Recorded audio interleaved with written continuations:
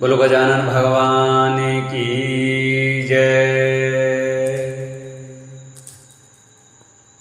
गजाननं भूतगणादिसेवितं कपितजम्बुफलचारुभक्षणम् उमासुतं शोकविनाशकारकम् नमामि विघ्नेश्वरपादपङ्कजम्। गुरुर्ब्रह्मा गुरुर्विष्णु गुरुर्देवो महेश्वराय गुरुर्साक्षात् परब्रह्म तस्मै श्री गुरुवे नमः।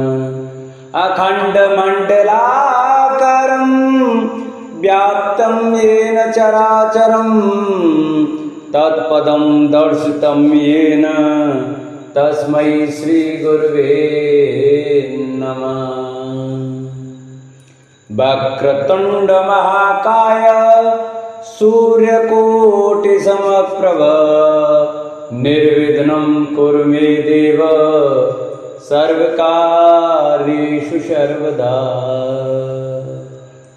बोलो गणेश महापुराण की जय। नमस्कार दोस्तों, स्वागत है आपका हमारे YouTube चैनल RK भक्ति ज्ञान में।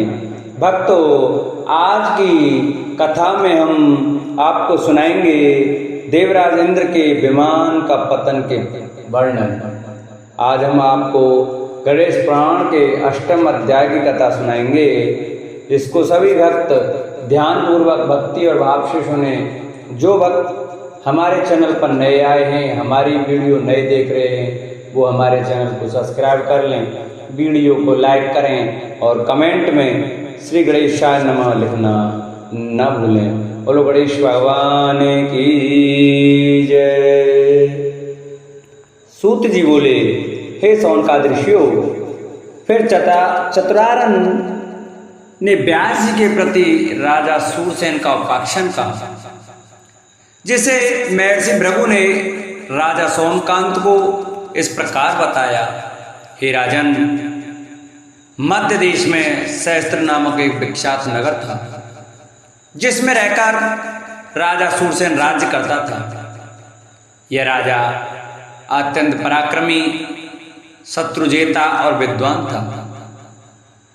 एक दिन राजा अपनी राज्यसभा में श्रेष्ठ सिंहासन पर विराजमान था। तभी उसने कुछ दूर पर एक विमान गिरता देखा।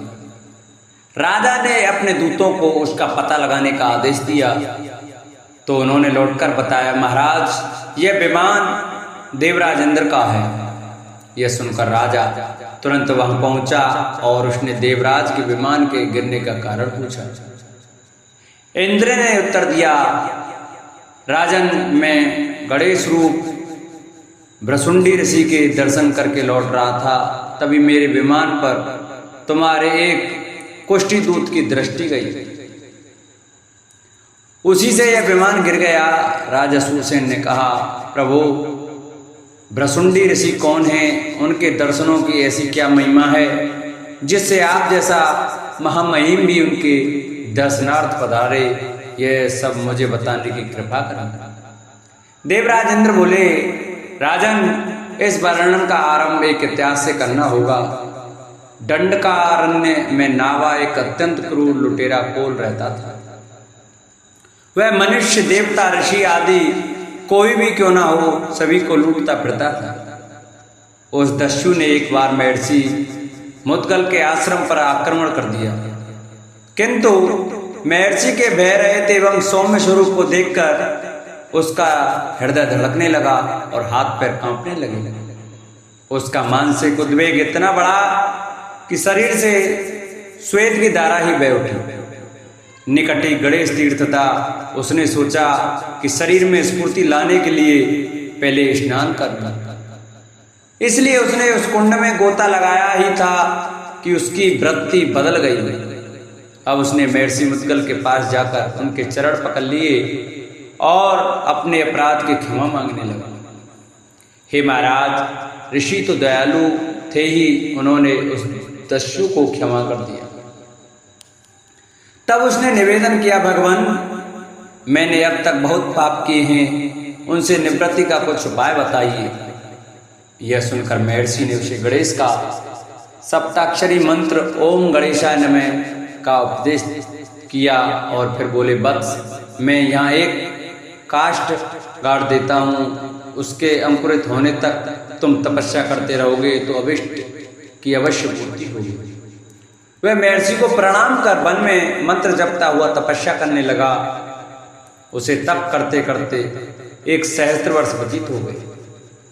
तब सहसा वह लकड़ी अंकुरित हो गई। उसी समय महर्षि मुद्गल ने उसे दर्शन दिए और उसे सुंदर एवं दिव्य देह युक्त करके अपना पुत्र बना लिया।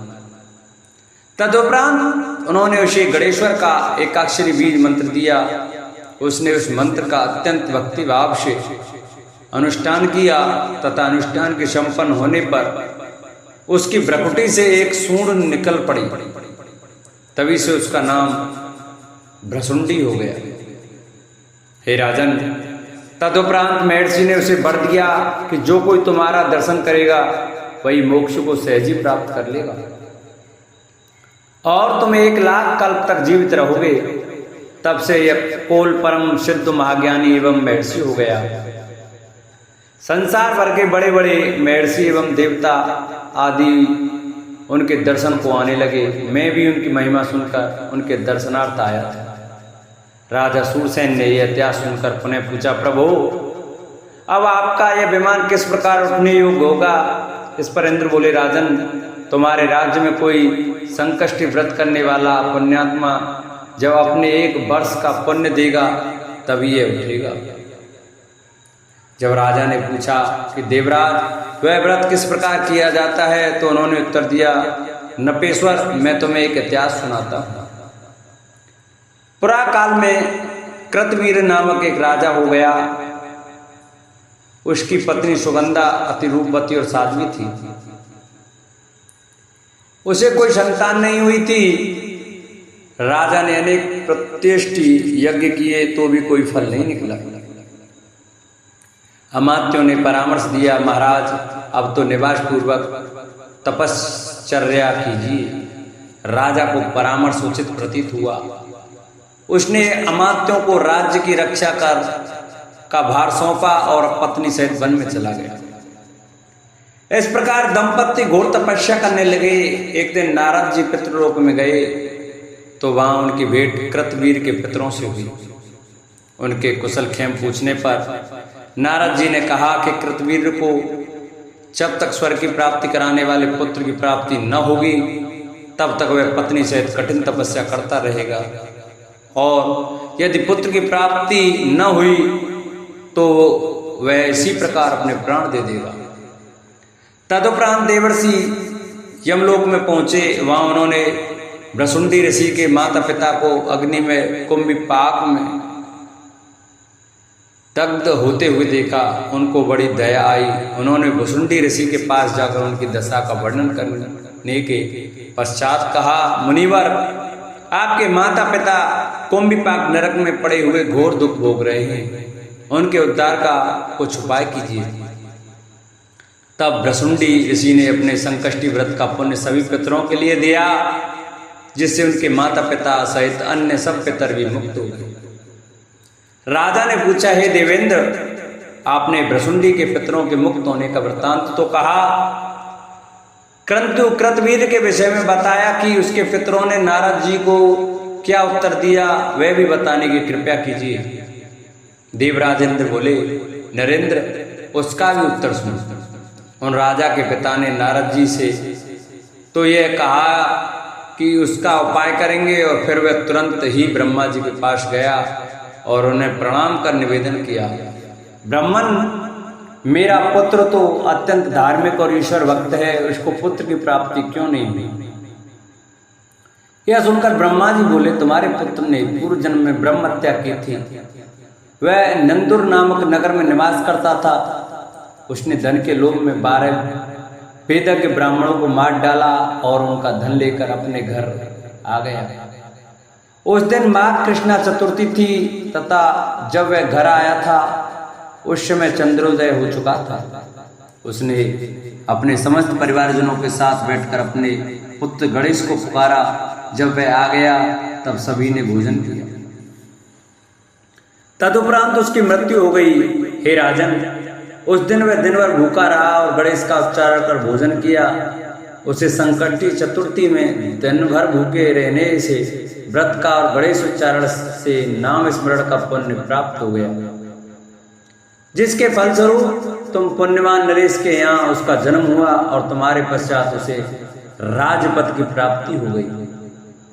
अब यदि वह संकष्टी चतुर्थी का व्रत करे तो उसकी ब्रह्म हत्या छूटकर पुत्र लाभ हो सकता है। यह सुनकर कीर्ति कृतवीर का पिता अपने स्थान पर लौट आया और अपने पुत्र को संकष्टी चतुर्थी व्रत करने की स्वप्न में प्रेरणा दी। तब राजा ने यह व्रत करके गणेश जी का और चंद्रमा का पूजन किया, जिसके प्रभाव से उसे सुंदर पुत्र की प्राप्ति हो गई। ब्रह्मा जी बोले, हे व्यास, इंद्रदेव से गणेश जी के पूजन व्रत जप आदि की ऐसी महिमा सुनकर राजा सूरसेन ने अपने राज्य में ढिंढोरा पिटवाकर घोषणा की कि जिस किसी ने संकष्टी व्रत किया हो वह राजा के समक्ष उपस्थित हो, राजा उसे अविष्ट धन प्रदान करेंगे। यद्यपि उस राज्य में गणेश जी का उक्त व्रत करने वाला कोई गणेश भक्तों का निवास था, तथापि उसे उस घोषणा से यह आशंका हुई कि कहीं राजा कोई दंड न दे बैठे। संभव है कि अविष्ट धन देने की बात लोभ दिलाने के लिए ही कहलाई हो। हे द्वैपायन, इस भय से कोई भी राजसभा में जाने को इच्छुक नहीं था। किंतु तब भी एक व्यक्ति वहां पहुंचकर बोला, राजन, मैंने निरंतर कई वर्षों तक संकष्टी चतुर्थी में व्रत किए हैं। यदि आप मेरे कार्य को ठीक समझे तो आज्ञा कीजिए, मैं क्या करूंगा। यदि कहीं आपने प्रलोभन देकर दंड देने के उद्देश्य से मुझे बुलाया है तो भी मैं प्रस्तुत हूँ। दंड की बात सुनकर राजा को हंसी आ गया। उसने उस व्यक्ति को सम्मान सहित बैठाकर सुरेश्वर के विमान गिरने की घटना बताई और अपना 1 वर्ष का पुण्य प्रदान करने का उससे निवेदन किया। राजा की बात सुनकर उसने सहर्ष अपने 1 वर्ष के संकष्टी व्रत दान का संकल्प कर दिया।